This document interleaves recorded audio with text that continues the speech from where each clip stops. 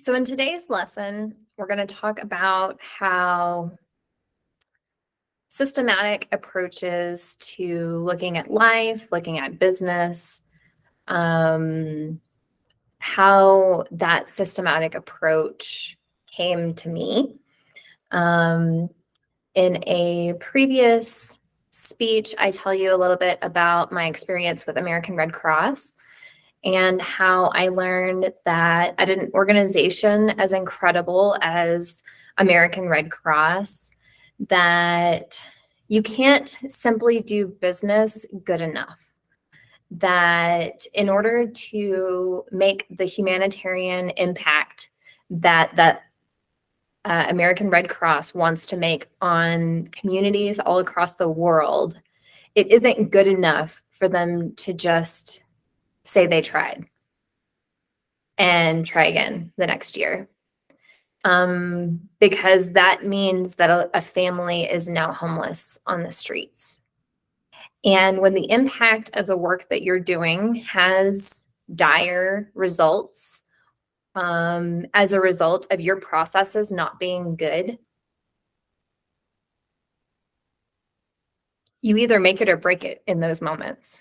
And as an organization, Red Cross found a way to keep making it, despite making mistake after mistake after mistake, despite having staff changes after staff changes after staff changes. Red Cross is still here. That organization, the fact that it's still standing today is a testament to what it is that I'm teaching. And so that's just one piece though, right? This is complicated stuff. So my experience at Red Cross showed me that there has to be a different way to do business when your impacts mean that lives are lost or families are destroyed or, the things that really matter to us as humans. And so there is a new way to do business that has been emerging across multiple different industries, across, profit or for-profit or nonprofit. And it's emerging organically as our needs as humans evolve and as our tools and resources and ability to create things bigger than us evolves. And industry leaders are starting to figure it out. But it's going to take a long time before this information becomes available to Tom, Dick, and Harry, Susie Q, who lives down the street, the people in my lives who I want to have impacted by this change in modus operandi or how we do things as humans. And frankly, I'm just not willing to wait for the powers that be to figure out what it is that's happening across these industries and within societies all across the world. And I've been able to see uniquely through another business that I created after I left Red Cross, how I can help bring this wisdom to households all across America and then potentially all across the world. And that brings me to my recent new career as a professional organizer. After leaving American Red Cross, I tried to figure out another system for creating money for my family because I was experiencing burnout. I didn't have the mental capacity and energy to continue doing what I was doing at that organization. And I was forcing myself to do a lot of things on a regular basis that were making it really difficult for me to live a happy life. And so I realized that that system that had been supporting my family and me and feeding my soul in a lot of ways was no longer checking those boxes for me. And so I tried to work for a lot of other people. I decided to change industries, and I stepped into a lot of industries that I either had only had a little bit of experience with or absolutely none at all. And I was willing to try something new because I knew that what I had been doing before was not something that I could keep doing going forward, and that I needed to change. I needed to be part of a system change. And so I worked at grocery stores. I ran a toy store over the holidays. I interviewed and researched industries in a lot of different ways, a lot of different capacities. I went to a lot of interviews I never would have thought that I would have signed up for. And it was all part of this self-discovery journey of figuring out what my next steps could be. What is another job that I can do in this world that is satisfying for me and also pays the bills and creates more harmony in my life goals, and supports, my family goals. So ultimately, I decided that I was not cut out for working for other people anymore, that I had too much experience working in small businesses, large businesses, working for other people, working for nonprofit organizations, massive bureaucracies. I knew too much to try to go to an entry-level position in any industry and be able to stand doing entry-level work for a couple of years before I could build myself up in that industry in the old ways of finding work in this world. And it was really empowering for me because I experienced failure multiple times and had to get real with myself about what it is that I'm good at, why I'm good at those things, what I enjoy doing, what types of tasks bring me energy versus sucking energy from me, what type of a work week is sustainable for me, all of these things. And as part of all of that, I realized that the one thing that I've always been doing my whole life, even when I wasn't being paid for it, and this is a really good thing to look for, the things that you enjoy doing, even if you're not going to get paid for it. And for me, that was organizing details. And I organize details really well. I don't even have to know what the thing is, and I can organize it better than somebody who knows what the thing is. This is my superpower. And since having that epiphany, I have created a professional organizing company, and it has really unique marketing, unique to me, that brought me great success in only doing word of mouth marketing. And that company is called Organizing Gnomes, LLC. And I operated that company for now almost 2 years. And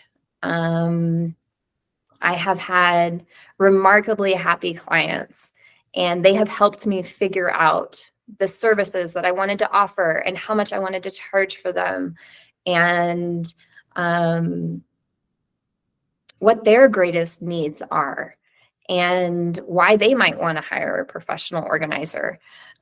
Professional organizing is a fairly new industry. So I looked at how other professional organizers do it, and then I decided how I wanted to do it, which was slightly different. And throughout all of that process, I became even more empowered and gained even more confidence in my abilities to offer these organizing services. So much so that I've already become a little bit bored with the home organizing space, and I'm starting to see how much of an impact business has on our homes and how limited I am in being able to help transform people's lives by only having access to their socks. and how I can make such a big, an even bigger impact in their worlds once we start to talk about what their life looks like at work and how that's creating messes at home and the system that's in place in their lives around resources. And this is how I've moved into now developing a whole nother arm of my business services, offering business organization services. And so I did this. Yes, I want to make more money. I want to, have a more successful business, but primarily it's going after meeting the needs of my clients. My clients that I just happen to attract through my word of mouth marketing a lot of them are entrepreneurs. A lot of them are small business owners.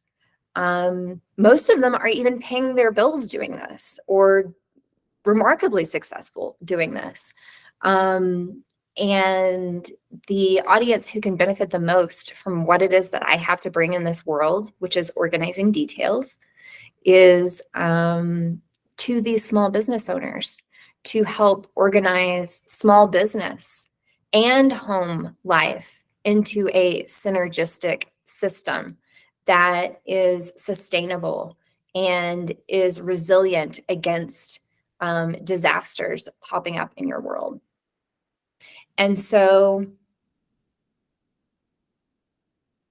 when you look at problems in your life, your brain is going to give you a solution. But rarely, in fact, never, is that immediate, oh, well, that's the answer, logical solution. Rarely is that the right solution for meeting that need.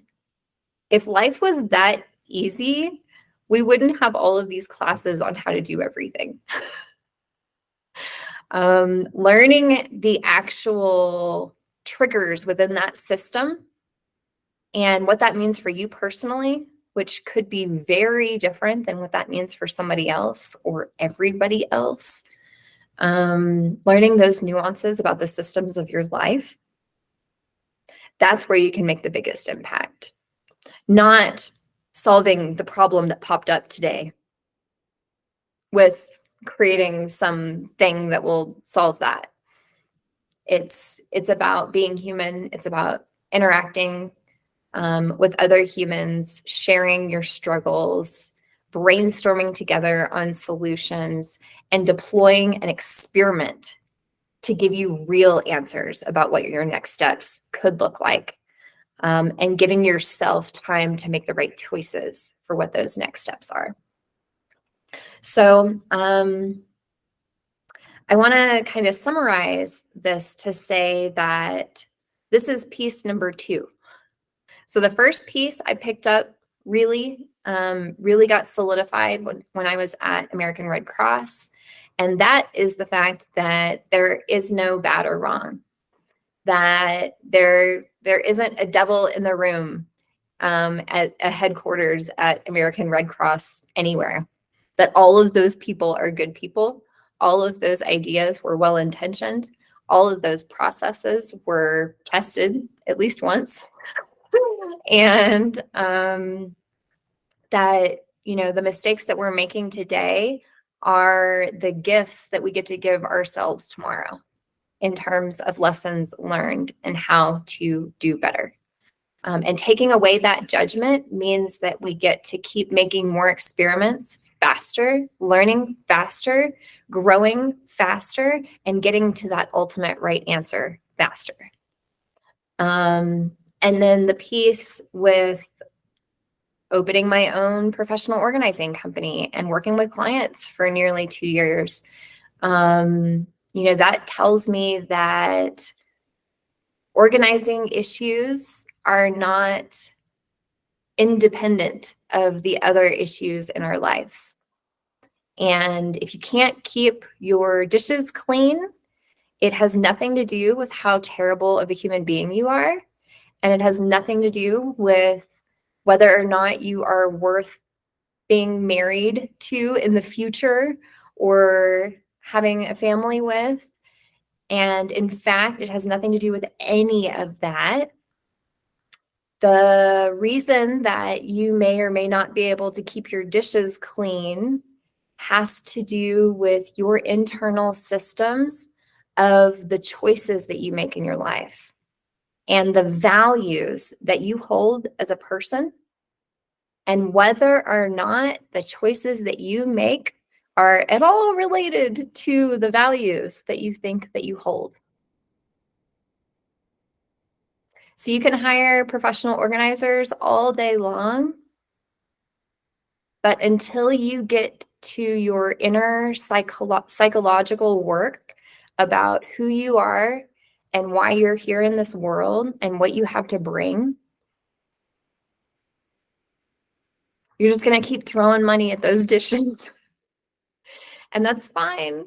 A lot of us need to throw money at things at a lot of points in our lives, and I have no judgment about that.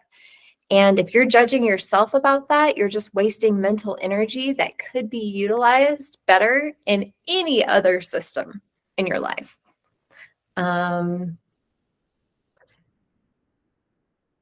So we'll talk more about it in future classes and speeches, but the gist is that the approach that we use in one area of our life is probably the approach that we're using in all of the areas of our lives. And until we can understand what approach we use in our lives, we can't really make a dent, at least a big one, in the major life issues that we experience that also impact us every single day in our daily lives.